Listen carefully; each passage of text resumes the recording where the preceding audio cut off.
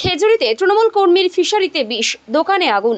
খেজুরি ২ নম্বর block জুড়ে বিক্ষিপ্তভাবে বিজেপির সন্ত্রাস অব্যাহত আছে বলে অভিযোগ তৃণমূলের। অভিযোগ, শনিবার রাতে ১৪চুল্লি গ্রামের পাপন প্রামাণিক নামে এক তৃণমূল কর্মীর ফিশারিতে বিষ দিয়েছে বিজেপি আশ্রিত দুষ্কৃতীরা।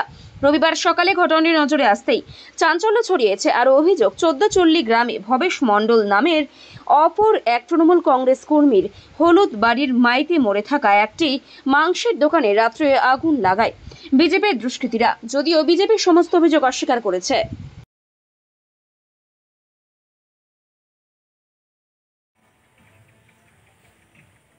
রাজনৈতিক সন্ত্রাস অব্যাহত আছে খেজুরিতে, বিশেষ করে ২ নম্বর ব্লকে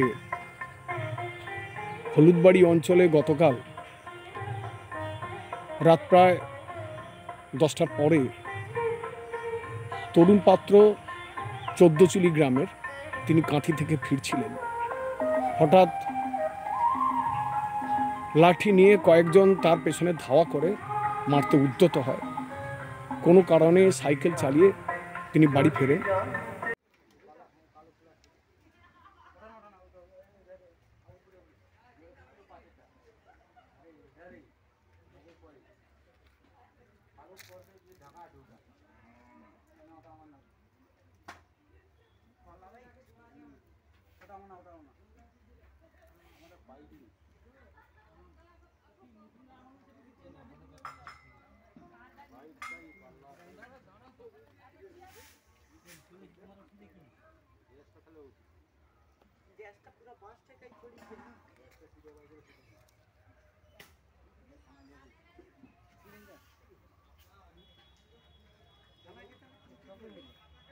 ব্যুরো রিপোর্ট, এখন সংবাদ।